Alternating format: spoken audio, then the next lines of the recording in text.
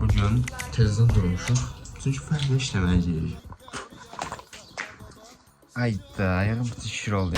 Oyda, gözlərim açılmır. Amma açılmalıdır bu yaxında. Saat 4-də yatmışam, 3 saat çarçısı yuxu yatmışam. İndi gəlirəm fəhləliyə. Fəhlə işləyirik, var görürsünüz. Bu gün də bununla tıraş edirik.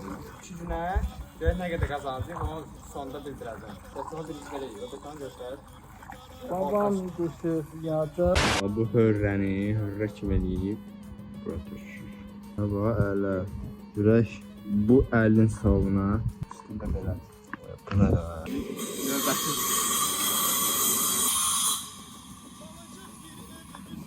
Sən Emin, cəmaat bu dəqiqə Sibrizdə şerlənir. Hardan alıbdır? İki şapaqda təkili olur abi. Saat 7-dən bəri işləyir. Sən qardaş. Bu qazanmaq üçün bilmələrə basanda olanlar. Bugün cırdım o. Onu kəs sözünə bilsən, suyunu qoy gəl bir çay çək. Sən kəs söz. İndi suyunu qoydunuz bir çay çək var. O deyir, tüpürün belə həyatın içində. Nə qədər olar ya? Tüpürün belə həyatın içinə mən. Nə qədər olar, nə qədər olar. Yenə nə olub sənə ay bəxti qara fəhlə baba. Saçı boynu bükük, qəlbi yara fəhlə baba.